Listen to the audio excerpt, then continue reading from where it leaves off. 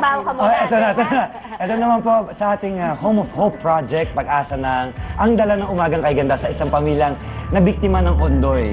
At kapon po napuntahan namin yan at kilalanin natin ang pamilya ni Nanay Gina Victoria, ang ikalimang pamilya na maswerteng pabibigyan po ng bagong bahay. Panoorin po natin. Dito sa maamoy at delikadong creek na ito sa pinagbuhatang Pasig ay nakatayo ang bahay ni Nanay Gina Victoria. 15 taon na silang nakatira dito kasama ang iba pang pamilya. Isa din sila sa mga kaawa-awang naging biktima ng bagyong Ondoy. Iilang gamit lamang ang kanilang naisalba dahil sa mabilis na pagtaas ng tubig, kaya ang iba pang mga naipundar na kagamitan ay naitangay ng baha kasama ng kanilang mga pangarap. Nung Ondoy po, ano pong yung mga gamit niyo po, paano yung nasagip? Wala naman ho. Yung aparador na nailigtas namin, saka yung na wala na lahat. Siksikan sila sa kanilang munting bahay. Pero kahit na masikip, masaya naman daw sila dahil sama-sama silang mag-anak. Sa edad na 61, malakas pa rin si Nanay Gina. Katukatulong niya ang kanyang anak sa munti nilang karinderya. Maliit man ang kita, sapat naman daw ito sa kanilang mga gastusin. Kung magkakaroon po ng isang hiling ngayong Pasko, ano pong wish po yun? Ayun nga. Ayun, magkaroon ako ng bahay. Makapagkaalis na lang yung apo ko. Masayang-masaya na ako. Magde-date muna kami ni Nanay. Nanay Gina, magde-date tayo. Okay lang ba sa'yo? Okay lang. Date tayo, ha?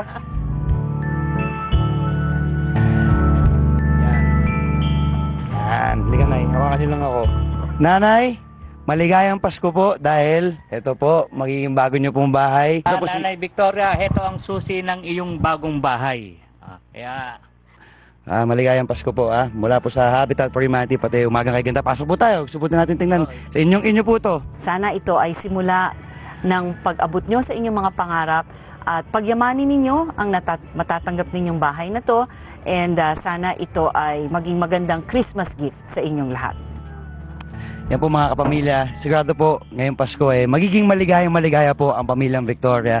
At syempre po, ito po ay bigay po ng Umaga kay Ganda at Habitat for Humanity. At nakaka-antig at nakakatindig balahibo po makakita ng isang tao na mapasaya nyo ngayong Pasko. Andre, talaga napasaya mo si Nanay Gina sa inyong date. Oo, nag-date kami. Nakakaantig kasi ng puso yun. Talagang naiyak po siya. Naiyak ko na. Pati ako. Kasi 16 po yung apo niya, 16. At nung po tumitira sa bahay nila. Isang bahay Wow. Sa isang bahay. Isang nag-aalaga. Pero may kasama siya yung asawa niya, pero may sakit. So talagang grabe. Kulirang lola rin. Ibang klase. At ang bahay po na yan ay binigay sa tulong ng Habitat for Humanity at Natural Quality Corporation, ang maker ng Ampalaya Plus. Pang-5 pa lang po yan. Abangan nyo ang 7 pang pamilya na mabigyan ng bagong bahay sa Umagang kay Ganda Home of Hope Project.